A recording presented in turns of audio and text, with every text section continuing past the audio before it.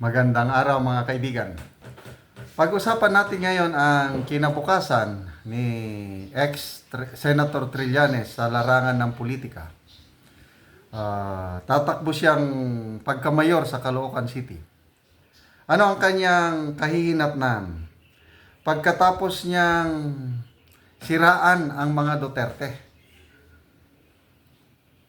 May dalawang survey na ginanap sa Caloocan. Ang isa scientific o formal survey ginawa ng SWS at isa naman itong informal kalye survey ginawa ni Vincent Tabige, isang DDS vlogger na yan ang kanyang content, kalye survey. Nako, nagtugma po ang resulta nitong dalawang survey. Itong SWS survey, bago lang, October ginawa, 81% ang nakuhang voters preference ni Along Malapitan. Yan na po ang political ruling family sa Caloocan City, Malapitan. 81% kumpara kay Trillanes, only 15%. So, malayo ang agwat. So, i-compare natin dito sa actual survey, yung face-to-face, na nakikita mo talaga, napapanood mo yung reaksyon ng mga tao.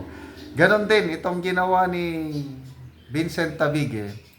Halos 85% kay Along Malapitan, 15% lang kay So, panoorin natin ang ibang eksena sa kalye survey ni Vincent Tabige.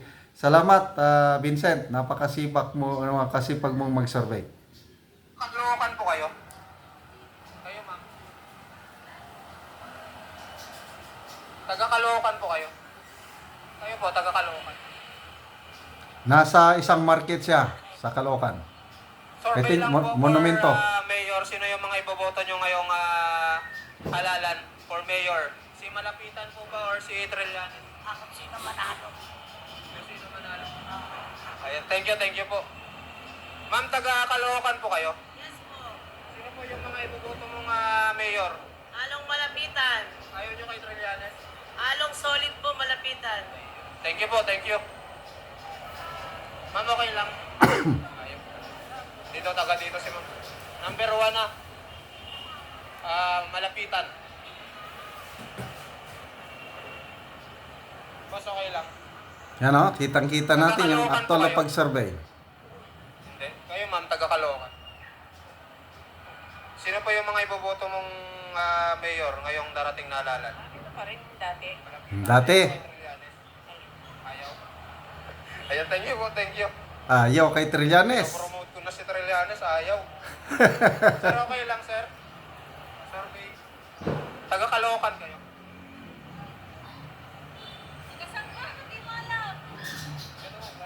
Sino yung iboboto mong mayor ngayong darating na halalan?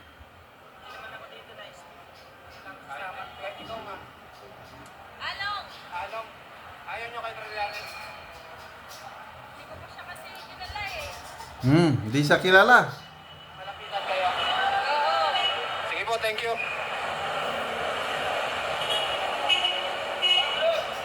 Okay lang po, survey. Taga-Caloocan po kayo. Opo. Sino yung iboboto mong mayor?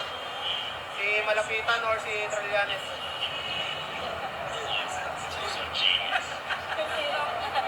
Ha? Pagod ka na. Malapitan. Malapitan. Trillanes, ayaw mo? Hindi ko po alam eh. Hindi nila kilala si Trillanes eh. Ayaw nila kay Trillanes, bakit ganon? Sana dapat magising na si Mr. Trillanes sa katotohanan. Tay, survey lang. Taga-Caloocan kayo? Ano yan? Ano yan? Taga-Caloocan po kayo? Kandidato? Opo, kandidato. Wala ko kasama dyan. Ayaw mo? Ayaw ni tatay.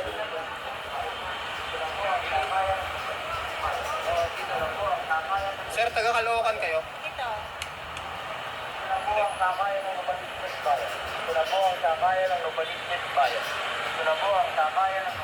Ma'am, taga-Caloocan po kayo? Ma'am, taga-Caloocan kayo, ma'am? sir, okay lang.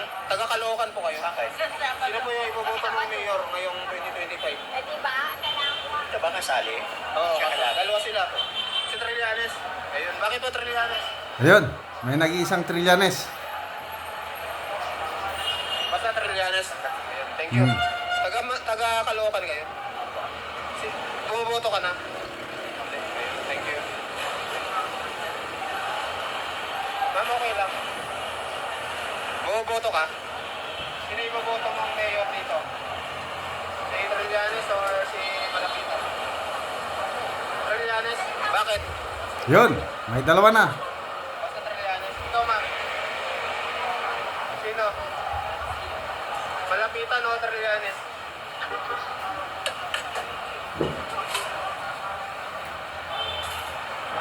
Ay, si Trillanes. Ay, ho. Ito, ho. Trillanes? Bakit? Kasi kilala lang po namin. Basta Trillanes. Ako, senador. Ex-senador. Oo, ex-senador. Opo, na yun po. Nakikita po kasi namin sa tumanda siya. Diba siya dito kasi? Nangangampanya na pala. Hindi lang po. Thank you, thank you. Ma'am, kayo, ma'am. Bumoboto na kayo, ma'am. Taga-Caloocan kayo. Opo. Sino yung iboboto mo, ma'am, na mayor dito? Senador. Si Along. Bakit po si Along, ma'am? Siyempre, marami na siyang nagawa. Marami nang nagawa. Ayun. Hindi, mahirapan kang talunin yung dati na dyan. Marami nang nagawa. Thank you, thank you. Ma'am, kayo, ma'am. Taga-Caloocan kayo, ma'am. Okay. Sira yung ano ko. Ma'am, taga-Caloocan kayo? Hindi, ikaw, ma'am. Hindi rin. Thank you. Sir, taga-Caloocan ka, sir? Hindi. Thank you. Dapat tanungin natin kung taga-Caloocan para... Oo, marami. Lahat pala sa mga palengke, no? Okay, medyo mahaba itong Kali survey. Matyaga si Vincent Tabige. Ang link ng kanyang whole survey, uncut, ilagay ko sa description box. Panoorin nyo na lang. Basta sa aking napanood, halos 85% sa mga tinanong na taga-Caloocan na voters, malapitan ang iboboto nila. 15% lang kay Trillanes. So, nagtugma, ulitin ko, yung scientific formal survey na ginawa ng SWS for the month of October, 81% ang kay Malapitan, 15% kay Trillanes, and the rest, yung percentage points sa mga iba pang tumatakbo dahil may 6 pa atang tumatakbo. Marami silang kandidato sa pagka-mayor. Okay, so punta naman tayo sa ibang topic kay Trillanes. Yung kahapon, may napanood akong video ni Erwin Tulfo. 2016 pa ito. Itong si Erwin Tulfo, hindi pa siya congressman noon, tinawag niya si Trillanes na amahan ng mga fake news.